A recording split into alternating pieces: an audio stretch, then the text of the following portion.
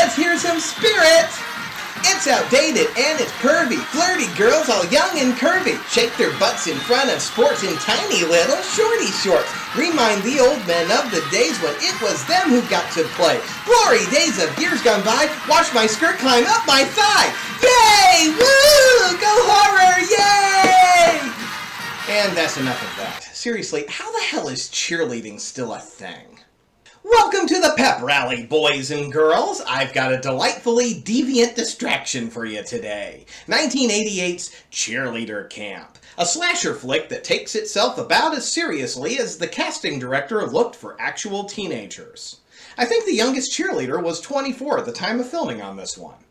It's an entertaining one, but just how much trash can we expect? Well, I just so happen to have the starting lineup all ready to go with the sleaze docket. We have 9 dead bodies, 20 cups blood, 6 naked breasts, 1 naked butt, and it's a big one.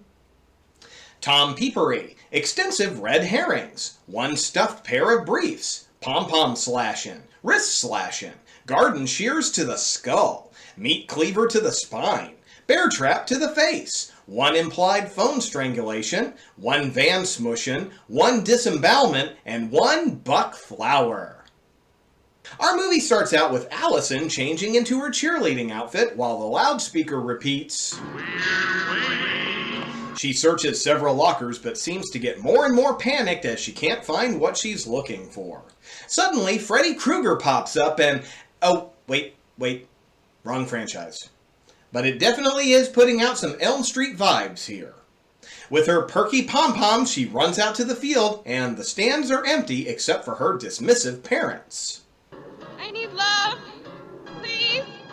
Suddenly, some unseen entity gives Allison some slashes, and she wakes up screaming in a van. Oh, thank God the obvious dream was only a dream. We get a crash course in meeting the group of cheerleaders as they drive up to a competition/camp, which is the first step towards competing at state. The van pulls up to see some of the other competition during practice, and Timmy gives them the world's largest chocolate starfish. Brent gives him a shove, which somehow gets him stuck in place while the girls laugh and exit the van. Miss Tipton, the former cheerleader running the show, does not appear to be amused while taking attendance. Allison gives a bit of the stink eye when she watches Brent talking to another girl. Miss Tipton tells the girls to follow her, and Corey steps up to say that she hasn't been called. Apparently, team mascots are second-class citizens here.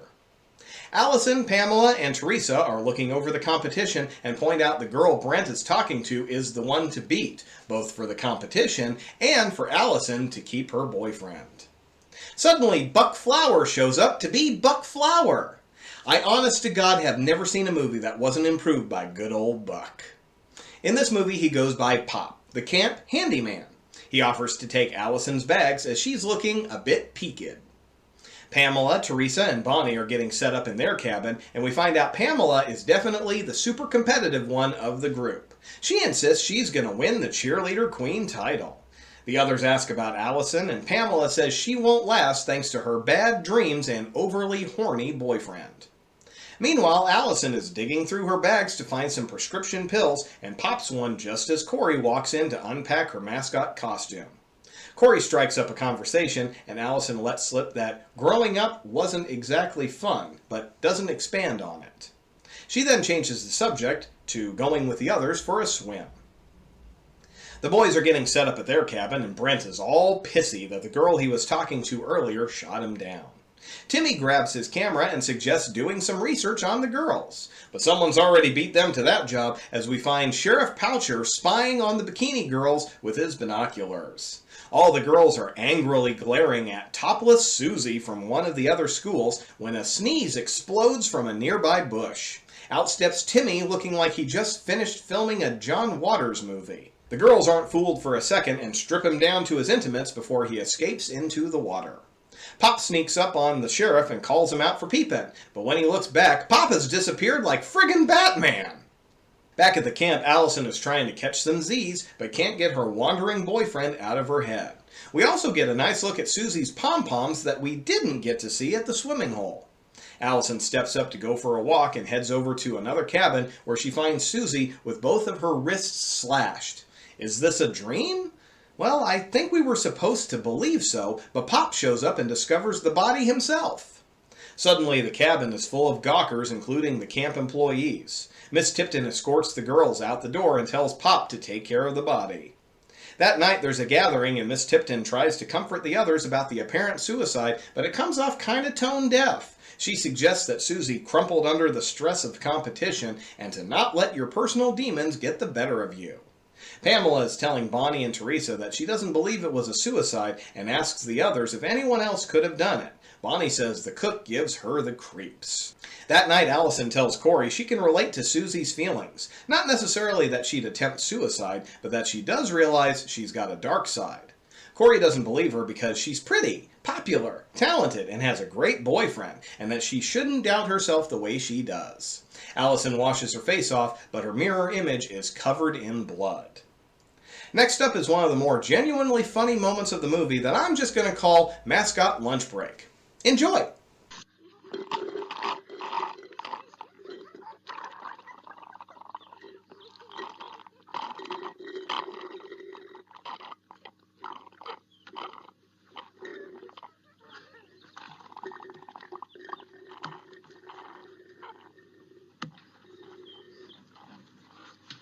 Damn it! This is impossible. Once again, Miss Tipton proves the mascots are lesser performers in her eyes and refuses to let them eat without wearing their outfits. Corey stands up to her, but Miss Tipton isn't amused. Brent finally shows up to see if Allison is okay before the two girls run off giggling. Allison heads to the mess hall for something to drink and sees the chef wearing Susie's necklace. He directs her to the cooler where she finds Susie's body wrapped in plastic and she runs off to call the police. Sheriff Poucher demands to know why Miss Tipton hasn't done anything about the body, and she tells Allison that she's caused a lot of trouble. Tipton takes the sheriff to her office to explain that she didn't report the body because she was afraid the suicide would shut down the camp and that she needs this job. The sheriff says he understands, and Tipton says she's going to go slip into something more comfortable. Outside, Timmy's looking to film more amateur footage and gets a look at Tipton changing into her old cheerleading outfit so the sheriff can relive some glory days. Unfortunately, the football foreplay lasts about 4 times as long as the actual play. We then get a completely necessary shot of Brent stuffing his jockeys.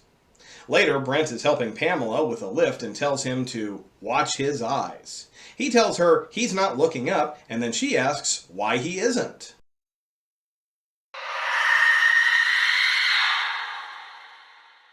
Time for another Tipton pep talk. She's gathered all the cheerleaders to remind them of the drive, confidence, and dignity that only cheerleading can bring. Timmy sneaks up to attach his camera to the AV gear, and everyone gets to see Miss Tipton's exclusive content for free. The gang breaks up to go to their cabins, and Allison stays back to talk with Brent. She says he hasn't been acting much like her boyfriend since they got there. He kisses her, and apparently that's enough to fix the past. But then he goes and fucks it up immediately. He asks if they can go somewhere to get more comfortable, but Allison says it's not a good night as she's not feeling very well. Brent then says, "Ever since we've been here, it's never a good night." "Oh, he's such a catch, isn't he, ladies?" Allison finally calls him out for treating her like dirt, and Brent storms off. Back at her cabin, Allison cries herself to sleep, and we get a red screen transition, which I assume is to indicate the next scene might be a dream sequence. Allison approaches a cabin and sees the camp staff and the sheriff cheering on Brent and Pamela in bed. Then the mascots show up to make it even weirder. Jump cut to the next day's practice, and Pamela knocks Allison down. She says it's because she's in the wrong position, but Brent takes Pam's side. Tommy diffuses the situation by suggesting they all take a break and the whole crew heads to the swimming hole. Everyone's having fun until Allison sees Brent massaging Pam's shoulders, not even attempting to be subtle about it. Allison angrily splashes them with water and storms off, and Corey follows her. Brent then suggests a more private spot, and the two go to make out. Pamela then insists they stop unless Brent swears it's not just a one-time thing. Apparently that's all it was supposed to be, as Brent packs up his blue balls and runs off while Pamela chases after him. Alone in the woods, someone sneaks up behind Pamela and shoves a pair of garden shears clear through her skull. Finally! This horror movie was getting a little too Dawson's Creek for my tastes. We then see Brent jogging through another section of the woods, and we get another red screen transition to Allison's dream world. She approaches Brent and Pamela making out and attacks with some razor-sharp pom-poms. Allison wakes up screaming face to face with Corey in her mascot outfit. Corey says it's almost competition time, and Allison reaches for her bottle of pills. Corey stops her from taking them, saying she'd be better off talking to a friend. Teresa and Bonnie are getting dressed for the competition and notice Pamela isn't there. Then Bonnie drops this line. I think we'd all be better off if she'd think more about the team and less about getting honey on her muffin. Time for the furry convention. I mean the mascot competition. Corey gets the crowd going with her breakdance and gator routine, but when the chicken takes the stage, Allison gets flashbacks to her last nightmare. Teresa is worried because Pamela still isn't there. Brent makes some snide comment about how the tease won't miss her big day. Miss Tipton gauges the crowd's reaction to pick a winner, but gives it to the chicken even though Corey was clearly the most popular routine. She then gives a shitty glare at the obviously upset Corey. The cheerleading competition begins and Brent finally shows some concern about Pamela missing, but only because they can't win with a missing member. Then immediately throws that idea out the window to make up a routine on the fly. Pop's watching the skirts a little too closely when Timmy takes a tumble off the stage and knocks him to the ground, and he's not too happy to be the center of everyone's laughter. I hope you die. Teresa leaves to go look for Pamela while Bonnie is awarded the Cheer Queen crown. Then it's time for the after party. Miss Tipton asks where the rest of the group is and Corey tells her searching because 2 of them are now missing. She leaves while Allison has another one of her violent flashbacks. Out in the woods, Brent is alone and looking for the girls. We also see that Corey and Teresa are wandering the woods separately. Pop's in his shed looking for something that seems to be misplaced, but he's also going all creeper with his flashlight. Teresa stumbles and finds Pamela's corpse leaning against a tree and crawling with bugs. She takes off running and is almost hit by a vehicle. The van then backs up and we see the school's logo on the side, but instead of stopping, the van guns it towards Teresa and rams her into a tree.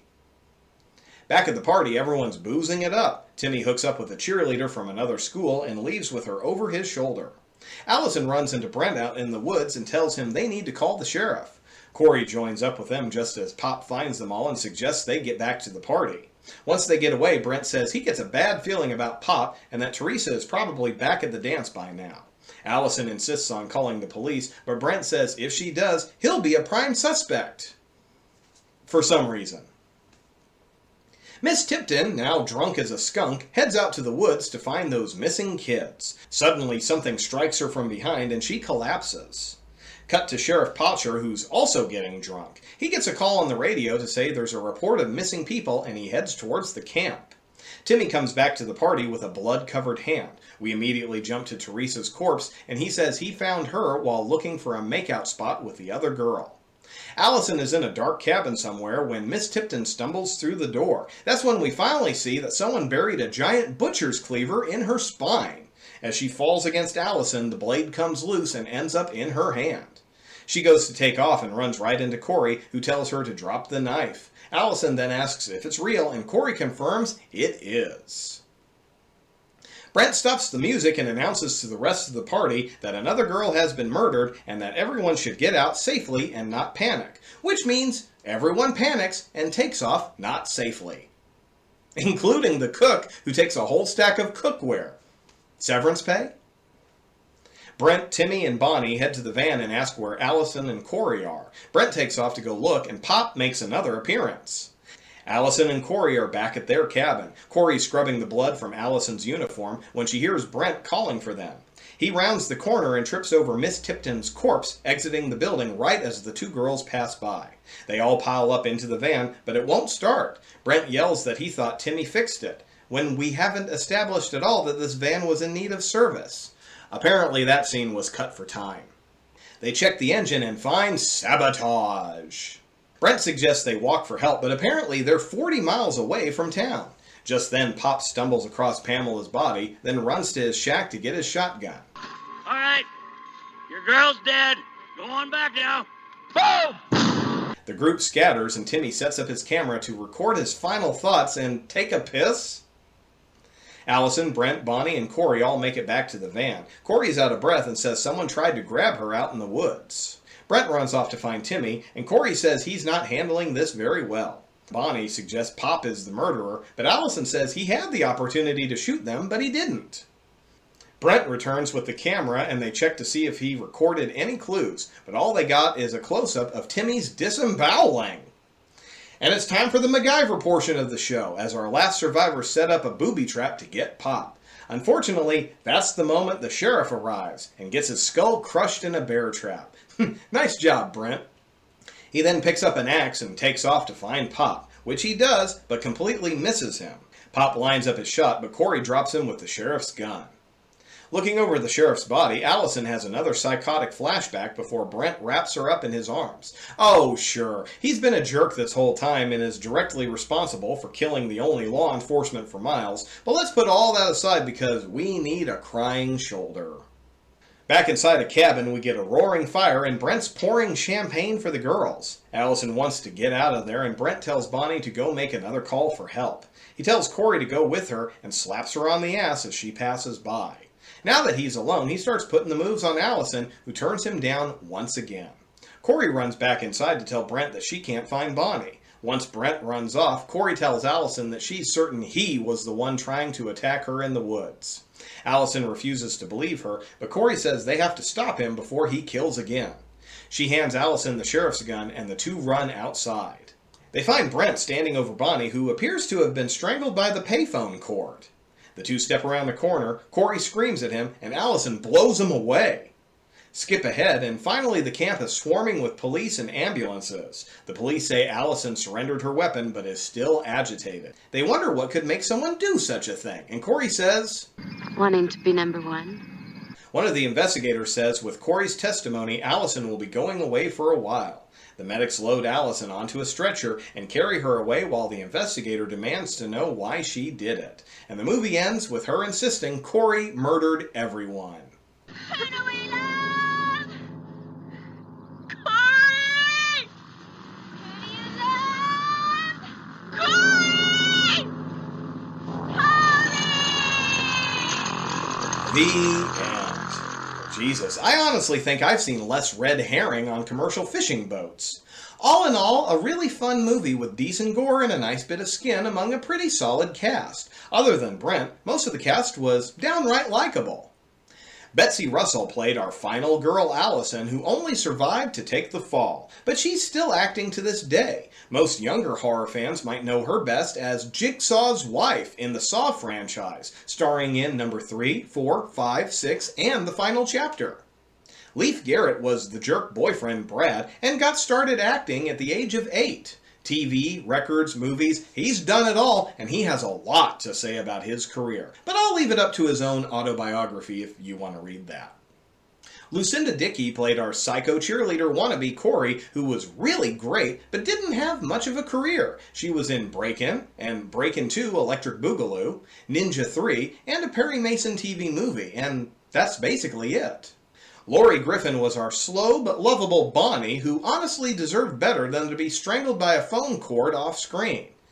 She got her acting break as Pamela, the stone-cold bitch love interest in Teen Wolf, but didn't do too much else before her last gig in 1997. Sultry Pamela, played by Terry Weigel, was April 1986's Playboy Playmate of the Month before turning towards acting. Return of the Killer Tomatoes, Savage Beach, 4 episodes of Married with Children, Predator 2, then switched over to the world of adult films in 1991 and continued through 2017. Rebecca Ferrati played Teresa, our Van Smushed sweetie, and the second Playboy Playmate of 1986 starring in this film. She was June.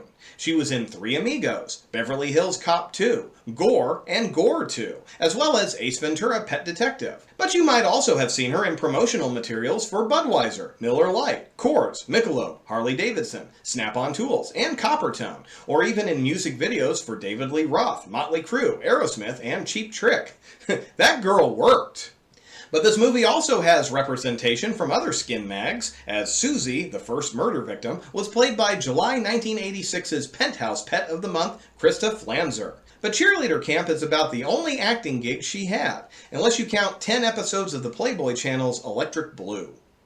And our big doofus Timmy was played by Travis McKenna, who had fairly steady work through 2010. Real Men, Roadhouse, Ring of Steel, Three Ninjas, High Noon at Mega Mountain, and Van Wilder. But probably my favorite of all of his performances is the clown who questioned the Penguin in Batman Returns. I mean, there's not many people who can claim that they were killed on screen by Danny DeVito, but Travis is one. Now, if you'll excuse me, the football team just won the big game against Rival High, and I got me a big date with the star quarterback up on Reputation Road and a 4-pack of pomegranate raspberry Bartles and James. So until our next big pep rally, this is your spanky-clad cinema sleazebag sugar pants. See you in your dreams.